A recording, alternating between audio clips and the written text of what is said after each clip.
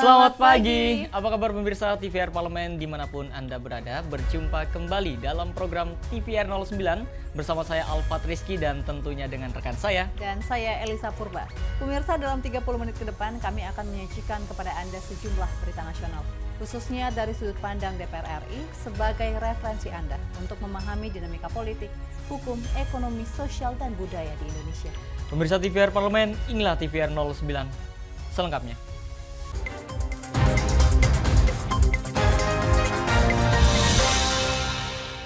Pemirsa, Komisi 10 DPR RI mendukung revitalisasi sarana dan prasarana SMKN 5 Makassar seperti gedung sekolah serta alat praktikum.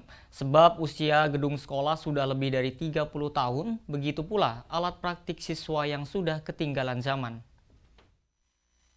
Komisi 10 DPR RI mendukung revitalisasi sarana dan prasarana SMKN 5 Makassar seperti gedung sekolah serta alat praktikum. Sebab usia gedung sekolah sudah lebih dari 30 tahun. Begitu pula alat praktik siswa yang sudah ketinggalan zaman. Anggota Komisi 10 DPR RI Muhammad Nur Purnamasidi mengaku prihatin saat melakukan kunjungan kerja reses ke SMKN 5 Makassar. Ia menilai peralatan praktik bagi siswa kejuruan sudah tidak relevan dengan teknologi modern yang diterapkan di dunia industri saat ini. Untuk itu, ia meminta diskresi administrasi dan dukungan anggaran agar modernisasi bangunan serta peralatan praktik dapat terrealisasi. Saya membayangkan mereka menggunakan teknologi 50 tahun yang lalu, dan mereka masuk ke dunia industri, mereka akan kaget. Mereka tidak akan bisa mengoperasionalkan itu semuanya. Nah, menurut saya, lembaga-lembaga pendidikan seperti ini harusnya mendapat prioritas utama. Tanpa harus ada diskresi administrasi. Jadi kalau misalnya yang sudah 30 tahun, 40 tahun nggak dapat sentuhan, itu harusnya dapat diskresi untuk disegerakan. Karena faktanya hari ini banyak lembaga pendidikan yang sudah bagus menjadi tambah bagus, tapi yang kemudian belum bagus, jadul kayak gini ini sering tertinggal. Muhammad Nur Purnamasidi meminta pemerintah daerah tidak hanya memberikan bantuan anggaran kepada sekolah unggulan yang ada di Makassar, tetapi sekolah dengan bangunan dan fasilitas kuno harus mendapat perhatian ekstra agar siswa mendapatkan kualitas pendidikan yang terbaik. Dari Makassar, Sulawesi Selatan, Fajar Ilhami, TVR Parlemen melaporkan. Komisi 9 DPR RI mengusulkan anggaran APBD Kabupaten Tabanan Bali difokuskan untuk pembenahan ruangan balai latihan kerja. Selain itu, paket pelatihan menjahit diharapkan juga terus digelar secara konsisten. Komisi 9 DPR RI mengusulkan anggaran APBD Kabupaten Tabanan Bali difokuskan untuk pembenahan ruangan balai latihan kerja. Selain itu, paket pelatihan menjahit diharapkan juga terus digelar secara konsisten. Wakil Ketua Komisi 9 DPR RI Nihayatul Wafiroh mengatakan, pembenahan balai latihan kerja dilakukan sebagai respon atas tingginya antusiasme masyarakat. Pasalnya, banyak masyarakat terbantu dengan terselenggaranya pelatihan menjahit yang gratis. Nihayatul Wafiroh menambahkan, fasilitas di balai latihan kerja juga terhitung masih sangat kurang. Selain bangunan yang kurang terurus, banyak peralatan pelatihan yang sudah lama. Kita melihat sebenarnya antusiasme masyarakat untuk melakukan kegiatan di BLK ini, untuk mengambil kursus dan sebagainya itu cukup tinggi. Bahkan mereka bilang tadi salah satu yang di bagian jahit-menjahit mengatakan terima kasih yang sebesar-besarnya karena BLK ini menyediakan paket untuk pelatihan jahit-menjahit dengan gratis. Namun kenyataannya memang fasilitasnya masih sangat kurang. Banyak peralatan yang sudah lama, tempatnya luas tapi tidak terurus dengan baik. Jadi tadi kita mengusulkan bagaimana kalau anggaran APBD itu difokuskan untuk pembenahan ruangan yang ada, fasilitas yang ada, nanti untuk peralatan dan paket kegiatannya, paket trainingnya dari Kementerian Ketenagakerjaan. Usulan penganggaran khusus dari APBD untuk balai latihan kerja menjadi kunci terselenggaranya pelatihan secara berkualitas dan konsisten. Pengembangan kemampuan masyarakat ini diharapkan dapat berpengaruh pada peningkatan kesejahteraan.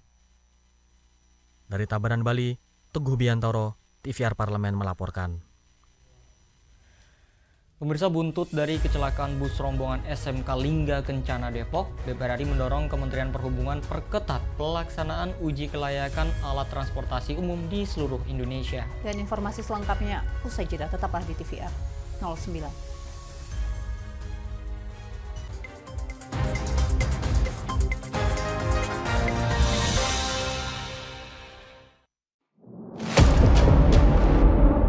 sini ditambang. Konflik yang terjadi, Warga sini tidak mengizinkan.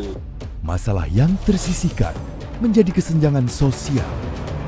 Ya namanya rakyat kecil gak bisa apa-apa, mau komplain juga gak didengar. Sebab apa? Itu menyangkut isi perut kami semua.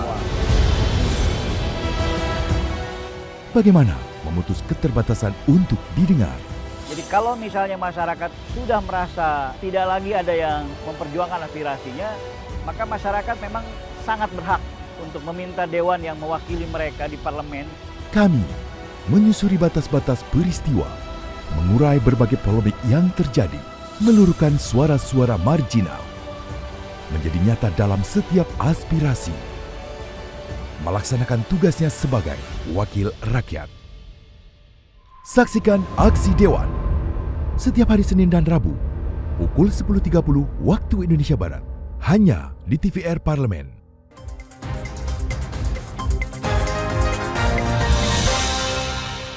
Anda masih bersama kami di TVR 09. Pemirsa, anggota Komisi 5 DPR RI meminta Kementerian Perhubungan untuk tidak lengah terhadap pelaksanaan uji kelayakan alat transportasi umum di seluruh Indonesia. Desakan ini merupakan respon dari kecelakaan bus rombongan SMK yang ternyata melewati uji KIR dan uji administrasi.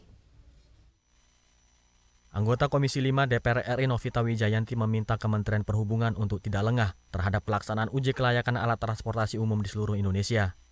Desakan ini merupakan respon dari kecelakaan bus rombongan SMK yang ternyata melewati uji KIR dan uji administrasi.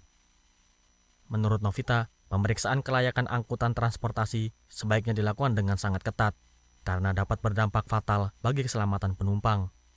Pemeriksaan perlu dilakukan perusahaan angkutan umum di seluruh Indonesia melalui Dinas Perhubungan Provinsi. Novita menyebut tidak boleh ada armada yang tidak lolos uji kelayakan tetapi masih beroperasi membawa penumpang. Hal itu jelas akan meningkatkan risiko terjadinya kecelakaan.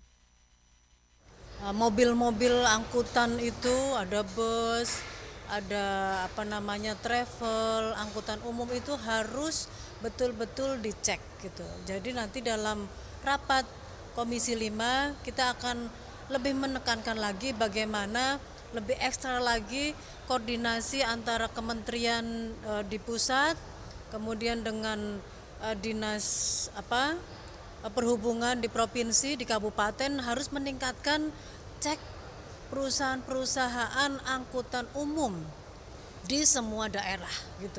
Jangan sampai ada bus yang mungkin tidak uji KIR kelayakan, kemudian juga bahkan ilegal, izinnya ada apa enggak, itu penting. Selain itu, Novita juga meminta Kementerian PUPR untuk memberikan perhatian terhadap kondisi jalan di daerah yang dinilai berbahaya untuk dilalui kendaraan. Panji dan Mario, TVR Parlemen melaporkan.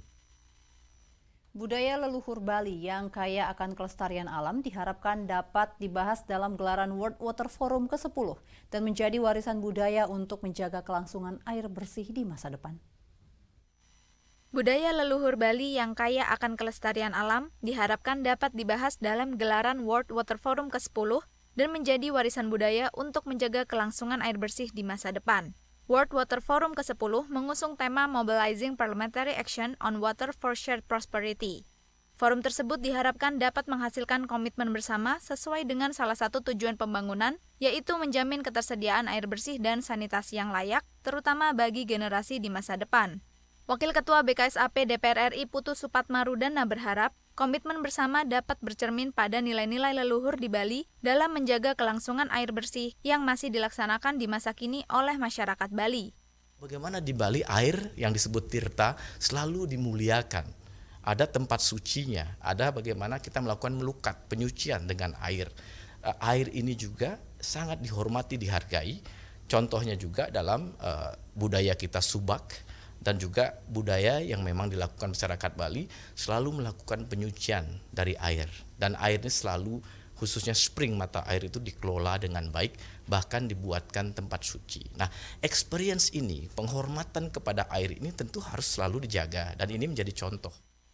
Putu menambahkan, Indonesia sebagai negara yang 71% wilayahnya merupakan lautan, memerlukan cara untuk memanfaatkan sumber daya air untuk keperluan air bersih di masa depan. Oleh karena itu, setelah melihat contoh budaya pengelolaan air di Bali, parlemen negara lain diharapkan dapat berbagi ilmu dan teknologi dalam proses pengolahan air seperti destilasi dan desalinasi. Ferdian dan Sanjaya, TVR Parlemen, melaporkan. Pemirsa, kita beralih ke Komisi 9 DPR RI dalam rangka meningkatkan kualitas sektor kesehatan bagi masyarakat melalui program KRIS BPJS Kesehatan. Anggota Komisi 9 DPR RI mendukung pemenuhan infrastruktur dan alat kesehatan rumah sakit untuk memenuhi pelayanan kesehatan untuk seluruh masyarakat. Dalam rangka meningkatkan kualitas sektor kesehatan bagi masyarakat melalui program KRIS BPJS Kesehatan, anggota Komisi 9 DPR RI mendukung pemenuhan infrastruktur dan alat kesehatan rumah sakit untuk memenuhi pelayanan kesehatan bagi seluruh masyarakat. Melalui Peraturan Presiden Nomor 59 Tahun 2024 tentang Jaminan Kesehatan, pemerintah akan menyederhanakan kategori kelas rawat inap yang sebelumnya kelas 1, 2, dan 3 menjadi kelas rawat inap standar atau KRIS. Melalui program tersebut, rumah sakit harus memenuhi 12 kriteria kamar rawat inap yang harus didapatkan pasien yang bertujuan untuk meningkatkan kualitas pelayanan kepada masyarakat. Anggota Komisi 9 DPR RI Ratu Ngadu Bonuwula mengapresiasi penerapan program KRIS telah dijalankan oleh RSUD Sanjiwani Gianyar. Untuk mendukung keberlanjutan program KRIS, fasilitas dan infrastruktur rumah sakit perlu ditambah dan diperbaharui. Jadi sudah diterapkan penerapan KRIS ya, bukan kelas rawat inap standar. Iya, jadi yang kelas 3 itu satu kamar ada 4 bed dan lengkap dengan toiletnya, sudah menggunakan AC. Nah ini saya melihat bahwa ini sudah sangat bagus. Dari segi infrastruktur rumah sakitnya udah bagus ya, tentu ini akan mendukung layanan. Memang ada beberapa hal juga yang perlu menjadi catatan, akhirnya didukung, masih ada beberapa alat kesehatan yang kurang ya, itu didukung. Lebih lanjut, Ratu berharap peningkatan fasilitas, infrastruktur, dan pelayanan di RSUD Sanjiwani dapat terus ditata dan ditingkatkan sehingga memberikan dampak tidak hanya bagi kesehatan masyarakat Gianyar, namun juga bagi masyarakat sekitar dan wisatawan. Dari Bali, Vincent Aldi, TVR Parlemen, melaporkan. Pemirsa, pemerintah dinilai harus fokus meningkatkan kualitas pendidikan vokasi dengan memberikan dukungan regulasi dan anggaran yang memadai. Penguatan sektor pendidikan vokasi diharapkan bukan hanya mampu mengurangi disparitas pendidikan, tapi juga dapat mengentaskan permasalahan pengangguran. Dan informasi selengkapnya usai jeda, tetaplah bersama kami.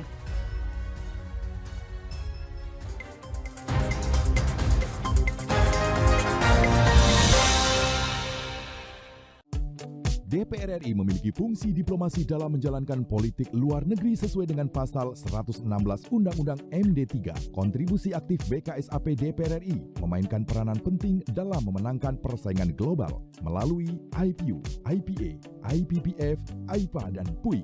BKSAP memiliki komitmen yang tinggi dalam krisis kemanusiaan dunia. Fungsi diplomasi dijalankan untuk mendukung upaya pemerintah dalam melaksanakan politik luar negeri.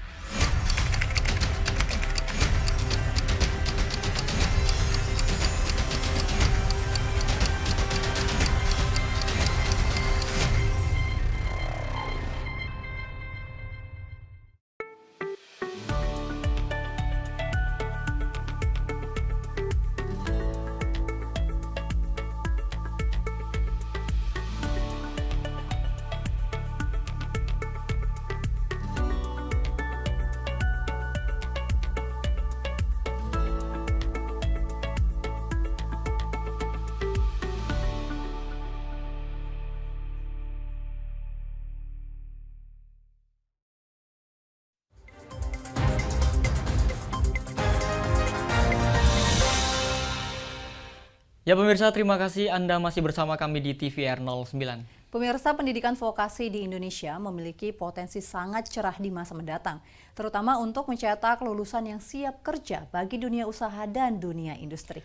Hal ini yang menjadi perhatian serius Komisi 10 terutama dalam rangka menyongsong cita-cita Indonesia Emas di tahun 2045. Dan saksikan liputan mendalam yang telah dirangkum dalam segmen editorial Parlemen untuk Anda.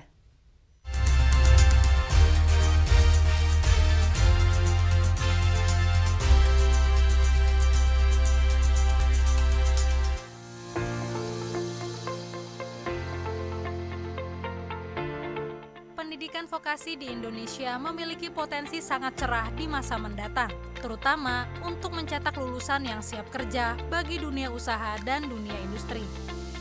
Hal ini yang menjadi perhatian serius Komisi 10 DPR RI, terutama dalam rangka menyongsong cita-cita Indonesia Emas 2045. Upaya menyelaraskan antara kualitas lulusan lembaga pendidikan dan kebutuhan dunia kerja harus terus diupayakan, sehingga sejumlah kebijakan yang diterapkan mampu terus menekan tingkat pengangguran terbuka.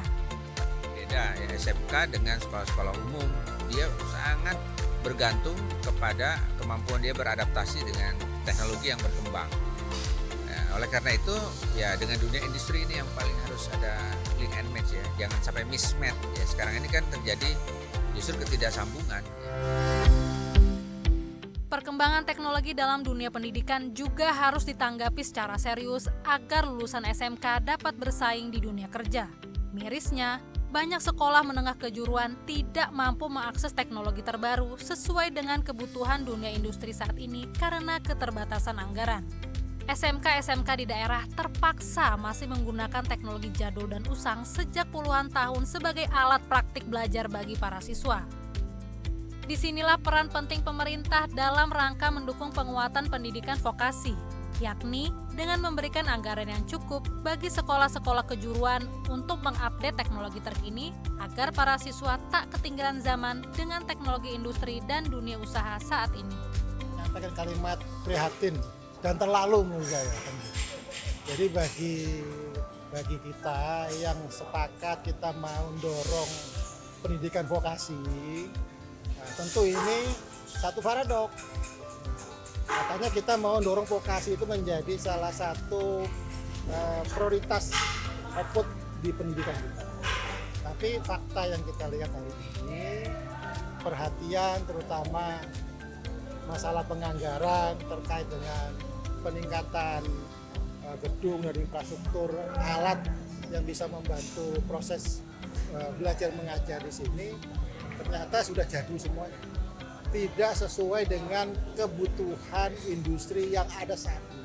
Saya membayangkan mereka menggunakan teknologi 50 tahun yang lalu dan mereka masuk ke dunia industri, mereka akan kaget. Mereka tidak akan bisa mengoperasionalkan itu semua. Nah, menurut saya lembaga-lembaga pendidikan seperti ini harusnya mendapat prioritas utama. Ketika bertemu lulusan SMK lain yang teknologinya lebih bagus, mereka akan jadi nomor 2. Nggak jadi nomor 1 kan. Nah ini kan harus kita antisipasi. Kita nggak tahu nanti mereka ketemunya di mana, terus kemudian bertempur, berkompetisi dengan lulusan mana. Pihak sekolah mengaku sangat mengapresiasi upaya dan dukungan Komisi 10 DPR RI dalam rangka penguatan pendidikan vokasi di Indonesia. Aspirasi yang selama ini belum tersampaikan ke pemerintah pusat diharapkan dapat dijembatani oleh Komisi 10 DPR RI. Sehingga lulusan pendidikan vokasi mempunyai kualitas dan daya saing yang tinggi. Memang butuh uluran tangan kebijakan dari atas bagaimana merevitalisasi sekolah yang sudah berumur 50 tahun dan memang sangat tertinggal dari segala kondisi baik secara fisik maupun infrastruktur lain. Oleh karena itu tentu besar harapan kami bahwa pasca kunjungan ini ada kebijakan dari pemerintah yang nanti yang akan menjadi harapan baru buat kami bahwa bagaimana teknologi baru dan terbarukan itu akan hadir di sekolah. Sehingga alumni kami nanti seperti yang disampaikan tadi beliau bahwa setelah dia tamat, dia masuk di industri, dia tidak kaget dengan teknologi baru yang ada di industri. Tetapi paling tidak peralatan praktek itu disetarakan dengan industri di luar sana. Itu tentu harapan kami. Komisi 10 DPR RI berharap penguatan pendidikan vokasi menjadi salah satu solusi dan upaya mendorong sumber daya manusia tumbuh dengan produktif, profesional, memiliki karakter, dan mampu bersaing di kancah global. Upaya ini harus dilakukan demi mewujudkan manusia yang berdaya saing dan mewujudkan cita-cita Indonesia Emas 2045.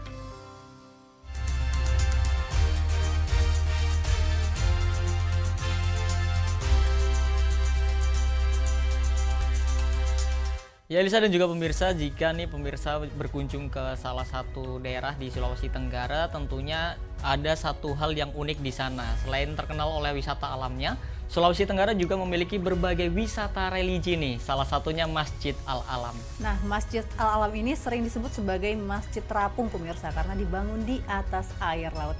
Seperti apa keindahan dan kemegahan masjid tersebut? Jangan kemana-mana, tetaplah di TVR 09.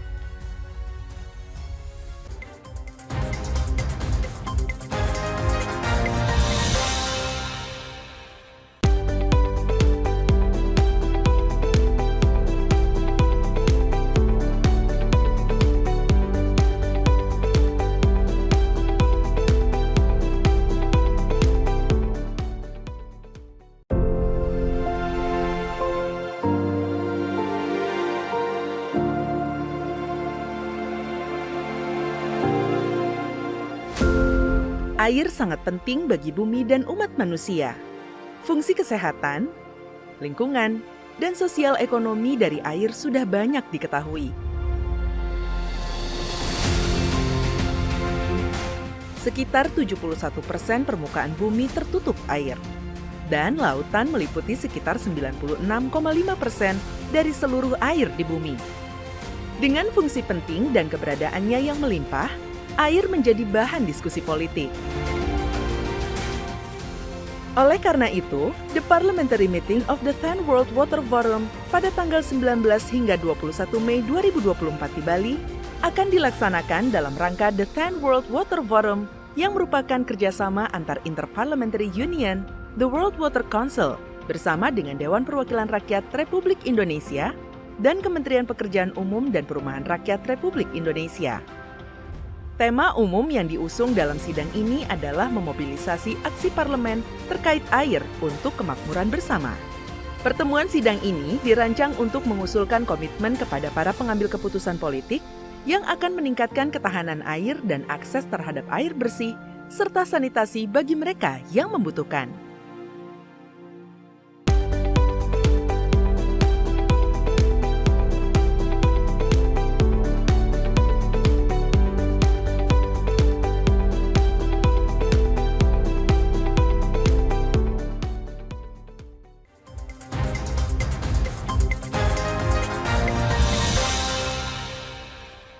Anda kembali menyaksikan TVR 09. Ya Lisa dan juga pemirsa, kalau misalkan kita melihat masjid banyak di daratan biasa, nih ada lokasi masjid yang anti mainstream.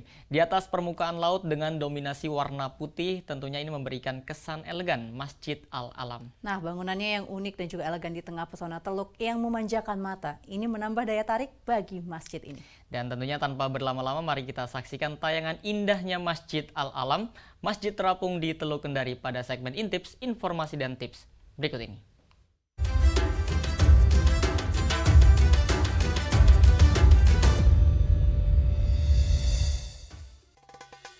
Selain terkenal dengan wisata bahari Wakatobi, Sulawesi Tenggara punya wisata religi yang cukup fenomenal, tepatnya di Kota Kendari.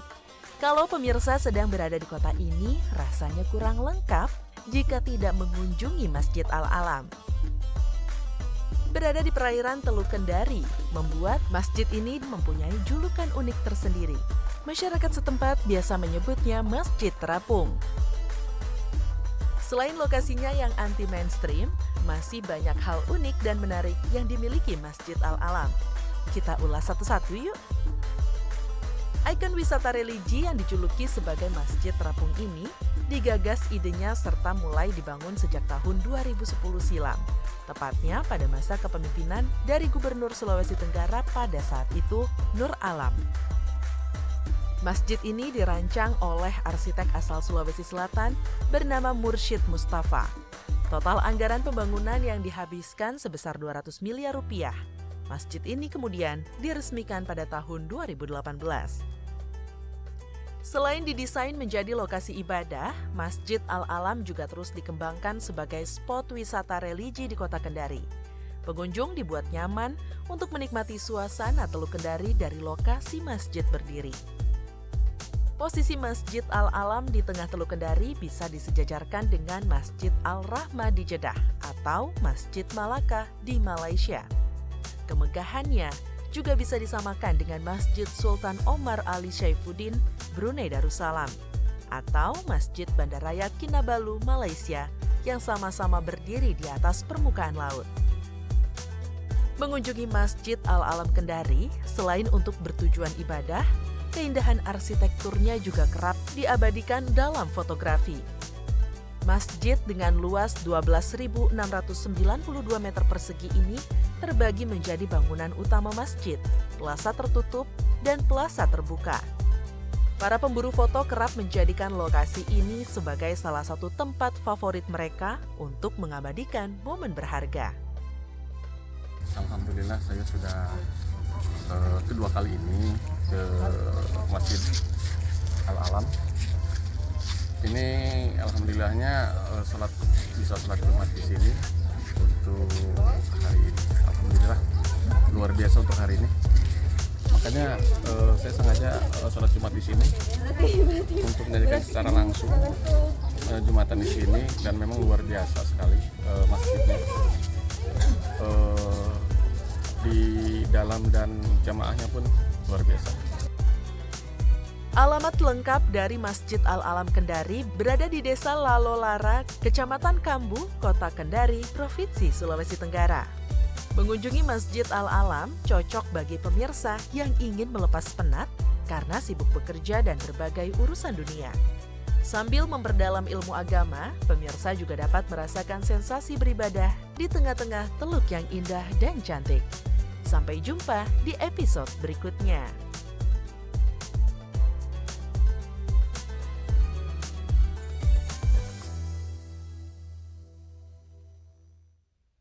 Ya baik pemirsa, di penghujung acara kami informasikan kepada Anda sejumlah agenda DPR RI pada hari ini, Kamis 16 Mei 2024.